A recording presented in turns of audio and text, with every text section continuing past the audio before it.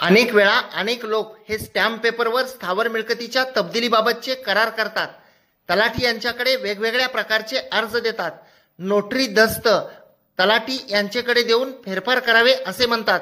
परंतु सातबाराच्या उतार्यावर फेरफार कोणत्या गोष्टीने होऊ शकतो हे आज आपण पाहणार आहोत.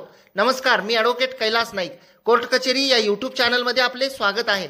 महाराष्ट्र जमीन महसूल अधिनियमाप्रमाणे सातबाराच्या उतार्यावरील मालकी हक्क हे फक्त 3च प्रकारांनी बदलतात. नंबर 1, दुय्यम निबंधक कार्यालयामध्ये रजिस्ट्रेशन ॲक्टच्या कलम 17 प्रमाणे कोणताही मालकीच्या तब्दिलीचा दस्त नोंदवण्यात आला असेल तर. नंबर 2, सातबाराच्या उतार्यावरील नावे असलेल्या व्यक्तीपैकी कोणतीही व्यक्ती मयत झाली तर त्यांचे वारस म्हणून नोंद घेण्यासाठी फेरफार करावा लागतो. आणि नंबर 3, कोणत्याही सक्षम न्यायालयाच्या आदेशानेच फेरफारद्वारे मालकी हक्कामध्ये बदल होतो. या 3 प्रकाराशिवाय सातबाराच्या उतार्यावरील मालकी हक्क बदलू शकत नाही. व्हिडिओ आवडल्यास व्हिडिओला